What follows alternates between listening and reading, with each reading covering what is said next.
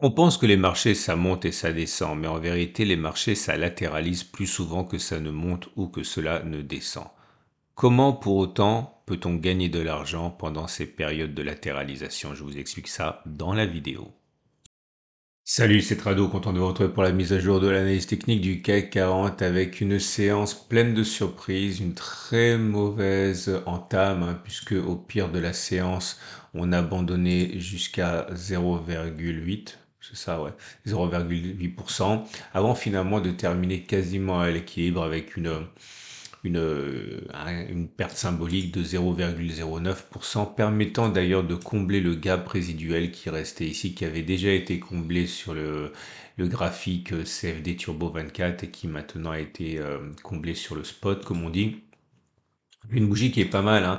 C'est pour ça que les chandeliers sont supérieurs aux courbes normales de prix, parce que vous voyez la psychologie de marché, en l'occurrence ici, une grande bougie verte, c'est-à-dire que les haussiers ont pris la mesure des baissiers tout au long de la séance pour finalement terminer avec une bagarre, avec une victoire psychologique, hein. Et c'est pas aussi mauvais que le laisse supposer la clôture négative, hein.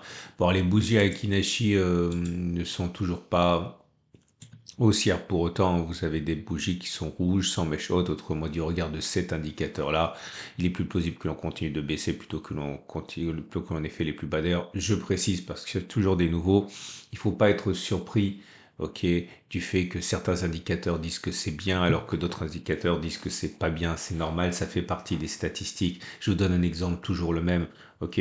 Si vous êtes un parieur sportif et que vous pariez décidément, enfin, sur les matchs de foot, par exemple, eh bien, vous pouvez très bien avoir des statistiques qui vont se confronter, qui vont donner des résultats contradictoires. Par exemple, qu'allez-vous faire si vous avez des statistiques qui montrent que Paris n'a jamais perdu à domicile et qu'elle va rencontrer une équipe qui n'a jamais perdu 4 jeux d'affilée? Vous voyez, il y a bien une des stats qui va se tromper alors même que les deux statistiques ont raison au sens historique et empirique du terme. Donc, c'est pas anormal d'avoir des choses comme ça qui se contredisent.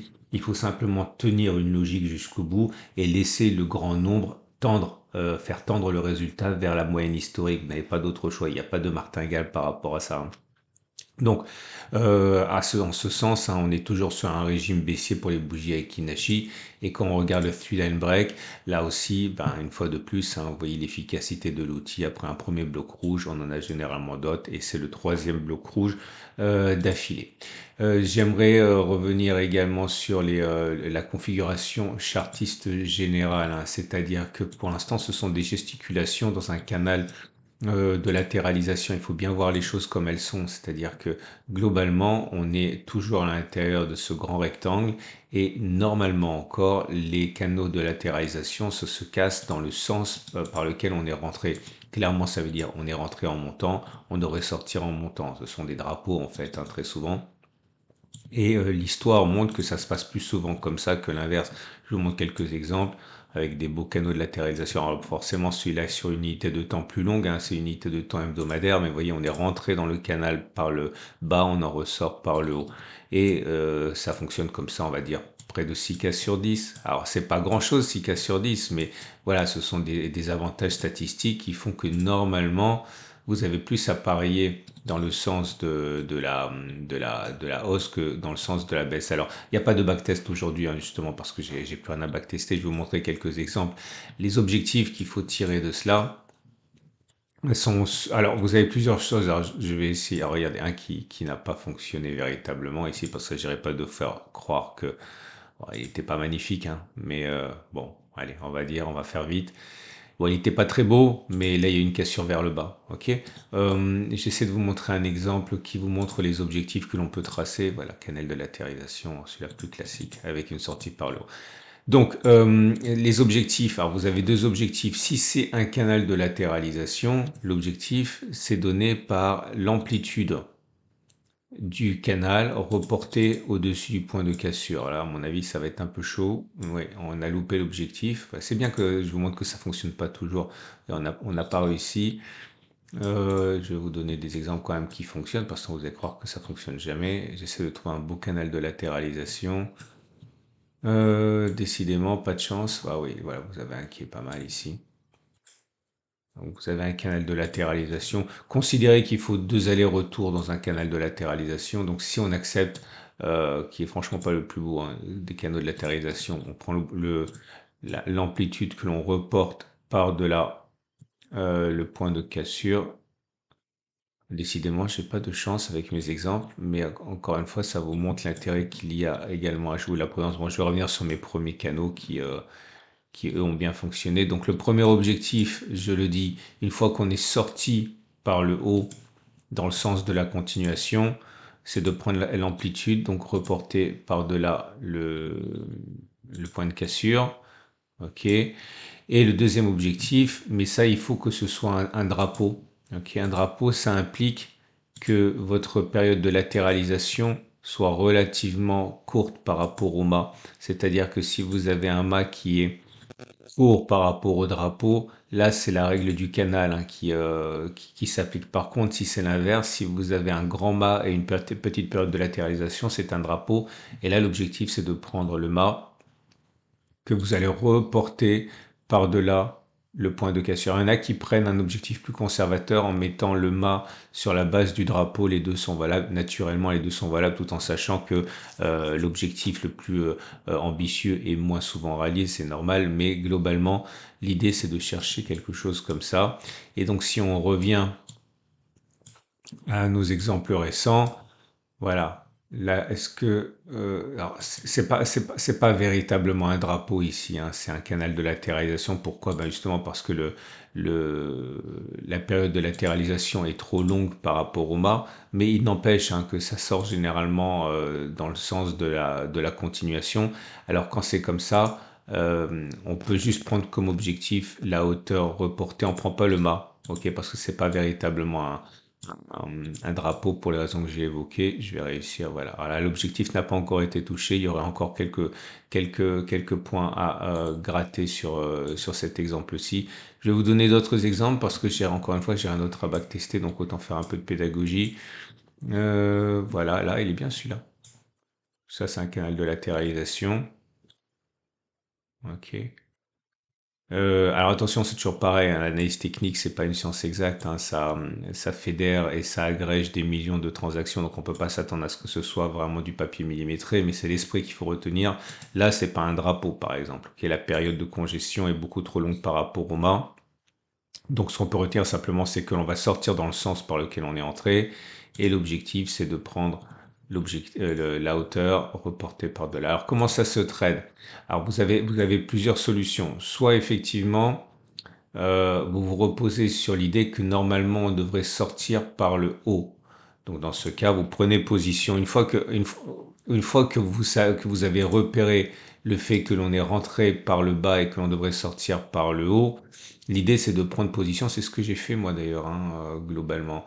Imaginons que vous rentrez ici, vous dites voilà, je parie sur le fait qu'on va sortir par le haut pour par exemple aller chercher la hauteur du canal de latéralisation reporté par delà. Donc je vous fais ça. Si votre objectif c'est de faire cette distance-là, vous dites ok, je vais rentrer n'importe où, hein, l'endroit n'a pas vraiment d'importance parce que vous avez un objectif qui est large. Ok, vous mettez un stop de protection en cas de clôture vers le bas. Vous avez un ratio gain-risque de 1,7 pour 1. C'est pas mal du tout, hein. Surtout que vous êtes dans le côté des stats, puisqu'on a vu que normalement ça devrait sortir par le haut dans 60% des cas. C'est une façon de faire. Maintenant, vous pouvez être plus patient et attendre que l'on sorte de la zone de latéralisation pour acheter. Le problème, ça va être le ratio gain-risque. Il faut complètement le reconsidérer. Donc, soit vous êtes violent dans votre prise de position et dès qu'on clôture en dehors, vous achetez, mais là, vous avez un ratio gain-risque qui doit être recalculé parce que si vous mettez votre stop de protection en dessous du canal, c'est tout à fait envisageable, hein, mais ça implique une progression beaucoup plus importante pour avoir un ratio gain-risque intéressant. Soit, ce qui est possible aussi, vous mettez le stop de protection en cas de réintégration. Ok, donc là, vous n'avez pas d'objectif, hein, à moins de prendre celui-là. Et là, vous mettez un stop de protection en cas de réintégration sous la bougie qui a provoqué la cassure. Mais là, par exemple, ce serait un trade perdant. Oui. Vous n'avez absolument pas de règles qui sont applicables tout le temps, hein. Ça c'est une chimère, hein. Il faut savoir à quoi vous jouez et savoir quels sont les risques que vous êtes disposé à prendre. Vous allez voir que si je reprends les derniers exemples, euh, ici, pareil, hein, ça n'aurait pas fonctionné. Si vous achetez ici et que vous avez mis un stop de protection sous la bougie qui a permis de sortir, ce qui est classique, hein, là, ça aurait été un trade perdant. L'avantage, surtout, c'est que vous avez un ratio gain-risque extrêmement intéressant parce que quand ça fonctionne, vous avez des gains absolument démentiels par rapport aux pertes. Voilà, regardez ici. Vous voyez? Là, la logique, elle était multiple. Soit vous entrez avec un stop de... Soit vous entrez ici, sur la clôture. Vous mettez un stop de protection en dessous de retour et de clôture sous la zone du rectangle. Bon, je vais faire un cas parfait. Voilà, imaginons que vous ayez ça, vous avez un ratio gain-risque qui est très très bon. Ok, bon, c'est fait à la hache. Vous avez ici un ratio gain-risque de 1,8 par exemple. Juste pour vous montrer, imaginons que vous ayez adopté l'idée que vous mettez un stop de protection sous la bougie qui a cassé, automatiquement vous avez un ratio gain-risque qui est beaucoup plus important. Là, par exemple, c'est 3, c'est quasiment 2 fois plus. Je fais ça à l'âge simplement pour que vous compreniez. Et si vous avez décidé de rentrer au milieu en considérant qu'au bout d'un moment ça allait sortir par le haut, bah voilà, vous aviez votre stop de protection en dessous de la zone et ça donnait encore un autre ratio gain-risque, sachant que dans cet exemple-là, là vous faisiez avoir parce qu'avant de sortir, on clôturait avant. Donc vous étiez déclenché ici. Mon objectif ici, c'est pas de vous donner la façon de faire, je vous donne les différentes façons de faire et surtout je veux que vous compreniez qu'il n'y a pas une façon qui soit meilleure que les autres. C'est simplement, voilà, c'est comme un art martial. Si vous faites du karaté, c'est pas comme si vous faites du judo, c'est pas comme si vous faites de la boxe. Chacun a ses avantages et ses inconvénients. Il faut simplement jouer avec les avantages et les inconvénients de chacun des arts et en comprenant que il y a forcément des situations où quelque chose sera moins efficace que l'autre. Il faut simplement continuer encore et encore à faire toujours la même chose pour espérer, au bout de 100 trades, de voir la logique qui est la vôtre l'emporter sur les cas où ça n'a pas fonctionné. Ok? Donc, je sais que c'est un petit peu dense si vous découvrez l'analyse technique, et puis surtout, ça peut être frustrant parce que je vous donne pas de solution clé en main, je vous donne des solutions, à vous de voir celle que vous préférez, entre avoir raison souvent et gagner petit par rapport à des pertes qui vont être éventuellement plus importantes, ou alors gagner rarement, mais avoir des gains qui sont beaucoup plus importants. Il y a encore une fois aucune façon de faire qui l'emporte, c'est vraiment une question de personnalité, quoi. Voilà, j'espère que ça a été clair. Regardez la vidéo une deuxième fois, ça sera plus facile si vous débutez, parce que là, c'est vrai que c'était assez dense d'un coup, quoi. On va donc terminer avec les trades du jour, parce que j'ai rien d'autre à vous dire. Donc là, vous voyez, donc Votre rendez-vous avec IG. IG, bien plus que du trading. Une équipe d'experts à vos côtés. si je résume, dans votre cas, vous pouvez acheter maintenant avec un objectif qui est en haut, ok, vaguement, enfin clairement, mettre un stop de protection en dessous. C'est le trade que j'ai pris moi, hein. Parce que moi je suis rentré en plein milieu, là, ok. J'ai un stop de protection éloigné. Vous pouvez également attendre que l'on clôture au-dessus avec un stop de protection sous la bougie qui a provoqué la sortie. Clairement, si vous aviez fait ça, ça aurait été un trade perdant déjà parce que ça se serait passé sur cette bougie-ci.